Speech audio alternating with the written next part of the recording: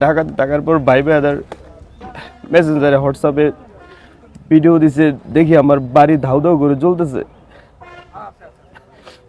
দেখেন জ্বলতে জ্বলতে বাড়িটাই নাই।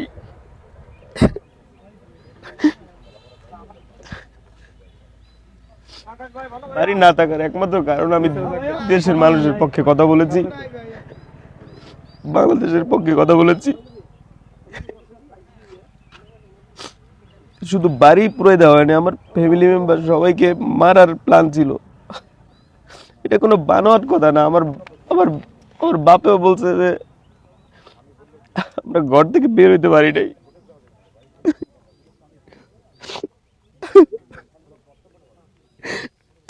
আজকে আমার মা বাবা ভাই ভাবি এরই কয়লার মতো পাইতাম ভাই, কারণ দুই পাশের দরজায় বাইরে থেকে আটকানো ছিল। তারা বেড়া টেরা ভাঙে তারপরে বের হয়েছে ভাই। আমার ঘরে ভাই অনলি 4 মাসের আমার ভাতিজি ছিল ভাই।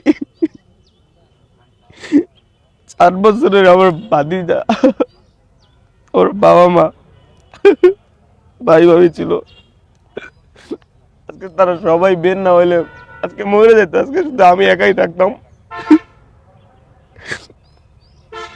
দেশের মানুষের জন্য শুধু কথা বলেছি।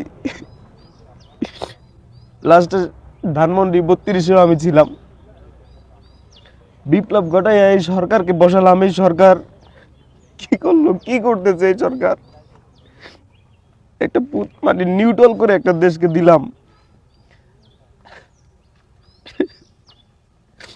আজকে আমার ঘর পড়তেছে, কালকে অন্যের ঘর পড়বে। পড়েই না, শুধু এটা মানুষ মাইরে ফেলানোর মতো সিস্টেম করে। আমি 7 দিনের আলটিমেটাম দিছি এই সরকারকে ভাই। এটা হাসিনা বিদেশ থেকে এসে আগুন ধরাই দেয় নাই, জিনপুরিতে এসে আগুন ধরাই দেয় নাই ভাই, মানুষই আগুন দিচ্ছে। দেশের আইন শৃঙ্খলা রক্ষাকারী বাহিনীর প্রতি আমি শ্রদ্ধাশীল। 7 দিনের ভিতরে তারা খুঁজা তাদেরকে আইনের আওতায় যদি না হয়, দেশের মানুষকে যদি দেখানো না হয়, যেহেতু আমার পরিবারকে মাইরে ফেলার চেষ্টা করা হয়েছে, সেহেতু তারা খুনি, তাদের যদি ফাঁসিতে না ঝুলানো হয়, 7 দিনের ভিতরে আমার এই পুরা বাড়ি ছড়ায় যদি পূর্ণ বাড়ি গঠন করার কার্যক্রম হাতে না নেওয়া হয়, আমি একাই রাজপথে লড়বো। আমি একাই রাজপথে আন্দোলন করব। আন্দোলন করতে গিয়ে যদি দেখি কোনো বেনিফিট না আসে, আমি একাই বিপ্লবী সরকারের ডাক দিব।